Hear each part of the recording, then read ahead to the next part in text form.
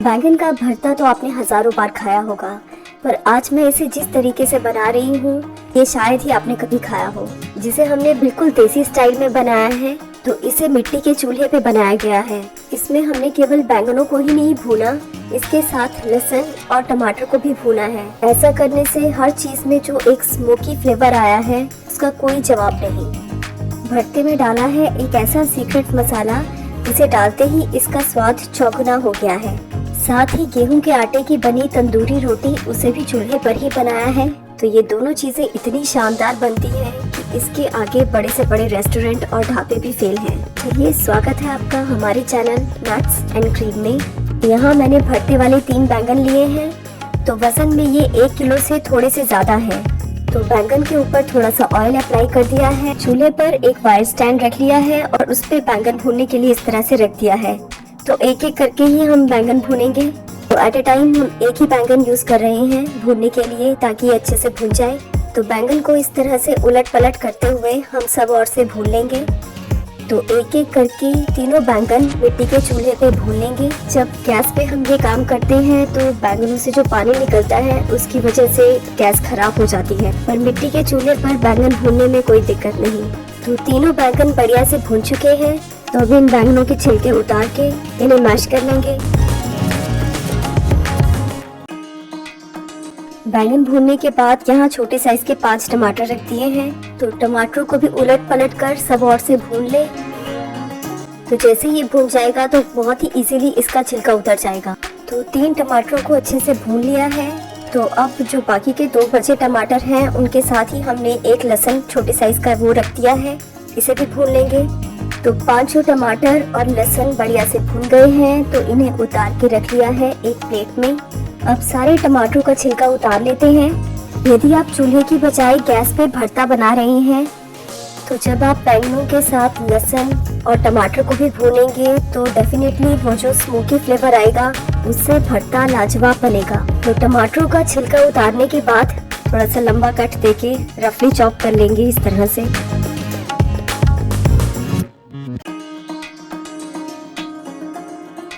अब तड़के की तैयारी कर लेते हैं। तो यहाँ लोहे की कढ़ाई ली है, इसमें लिया है 2 टेबलस्पून ऑयल।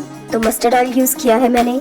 तो मैंने 3 मीडियम साइज के प्याज लिए हैं, इनको मोटा काट लिया है। तो जैसे ही ऑयल गर्म हो जाएगा इसे कढ़ाई में ऐड कर देते हैं और इसे भून लेंगे जब तक कि ये थोड़े से गोल्डन ब्राउन नहीं हो जाते। प्याज अच्छे से भून गए हैं। अब इसमें 5 कटी हुई हरी मिर्च डाली है। तो मिर्च आप अपने टेस्ट के अकॉर्डिंग कम या ज्यादा कर सकते हैं। हरी मिर्च डालने के साथ ही हम इसमें लहसुन भी डाल देंगे, क्योंकि हमने इसे पहले ही भुना हुआ है तो ये ऑलरेडी सॉफ्ट है, तो इसे हमें काटने की जरूरत नहीं है। तो इसकी कलियों को हम छील के ऐसे ही डाल रहे हैं प्याज में। तो इसमें टोटल 10 कलियां लहसुन था। तो 1-2 मिनट में लहसुन भी बढ़िया से भुन गया है। अब इसमें डालेंगे टमाटर। तो जो टमाटर रफली चॉप करके रखा था उसे इसमें डाल देंगे और डालने के बाद साथ में ही हम कुछ मसाले भी ऐड कर रहे हैं। आधा चम्मच धनिया पाउडर, 1/4 चम्मच जीरा पाउडर,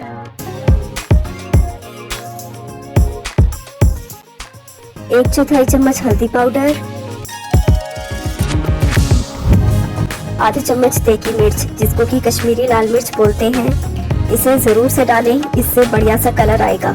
लास्ट में डालेंगे आधा चम्मच नमक। अब इन सब मसालों को अच्छे से मिक्स करके इस तड़के को हम अच्छे से भून लेंगे जब तक कि टमाटर सॉफ्ट ना हो जाए। टमाटर भी अच्छे से सॉफ्ट हो चुके हैं। तो ये स्पाइसी सा तड़का बन करके तैयार है। अब इसमें मैश किए हुए बैंगन डालें। तो तड़के के साथ मैश किए हुए बैंगनों को एक बार अच्छे से मिक्स कर लेते हैं। भरते की रंगत अभी भी थोड़ी फीकी लग रही है, तो इसमें आधा चम्मच देगी मिर्च और ऐड कर रहे हैं।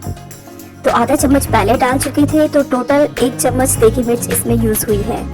तो इस देगी मिर्च को डाल के भी इसे अच्छे से मिक्स कर लें और साथ ही डालेंगे 1 चम्मच नमक। तो आधा चम्मच लेके 2 बार नमक डाल रहे हैं। तो इसे डाल के अच्छे से मिक्स कर लें। तो नमक अपने टेस्ट के मुताबिक कम ज्यादा कर सकते हैं। तो अब जाएगा भरते में वो खास इंग्रेडिएंट जिससे इसका स्वाद चौगुना हो जाएगा। ये है आधा चम्मच खटाई का मसाला।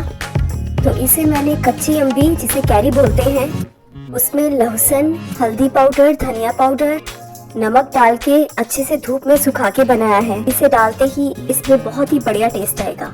तो खटाई डालने के बाद इसे अच्छे से मिक्स कर लें। तो अगर आपके पास ये नहीं है तो आप इसकी जगह आधा चम्मच अमचूर पाउडर डालें। अब इसे अच्छे से मिक्स कर लें। तो भरते का जो एक्स्ट्रा पानी था वो सूख गया है। तो देखिए इसने कढ़ाई छोड़नी शुरू कर दी है, इसका मतलब ये बढ़िया से तैयार है। तो अब इसे उतार लेते हैं और हम इसी चूल्हे पर रखते हैं तवा। तो अब बनाएंगे गेहूं के आटे से तंदूरी रोटी, वो भी इस चूल्हे पर। तंदूरी रोटी के लिए आटा ना ज़्यादा सख्त और ना ज़्यादा नरम होना चाहिए, तो मीडियम कंसिस्टेंसी में गुथा हुआ होना चाहिए। तो नॉर्मल हम रोटी के लिए जितना पेड़ा लेते हैं उससे डबल साइज का पेड़ा लेंगे इसके लिए। तो पेड़े को हाथ की मदद से इस तरह से थोड़ा सा फैलाएंगे। तो पेड़े को हम हाथ पे दोनों हाथों के बीच में इस तरह रखते हुए थपथपाएंगे। आप चाहें तो इसे चकले बेलन पर भी बेल सकते हैं, पर इस रोटी को पतला ना बेल करके थोड़ा मोटा ही रखें। तो हाथों के बीच इस तरह से थपथपाते हुए तो इसे हम नॉर्मल रोटी जितना आकार ही देंगे। नॉर्मल रोटी के मुकाबले इसकी मोटाई थोड़ी ज्यादा रहेगी। तवा बढ़िया से गर्म हो गया, तैयार रोटी को इस पे डाल देते हैं। रोटी डालने के 15-20 सेकंड बाद इसे पलट लें। दूसरी साइड से भी इसे थोड़ा सा पकाएं। जब दोनों ओर से ये थोड़ी सी पक जाए तो अब हम इसे डायरेक्ट इस तरह चूल्हे में डाल देंगे। तो चूल्हे की साइड पे ही इसे रखें, क्योंकि बीच में डालने से ये जल सकती है। और चिमटे की सहायता से इसे दोनों ओर से पकाएं।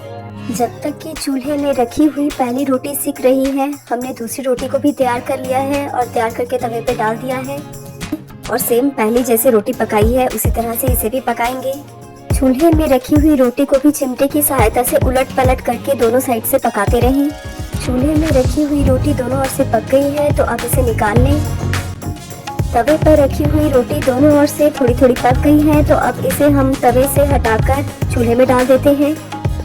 जब आप इसे गैस में बनाएं तो मीडियम फ्लेम पर पहले तवा गरम करें। जब मीडियम फ्लेम पर तवा बढ़िया से गरम हो जाए तब इस पर रोटी डालें।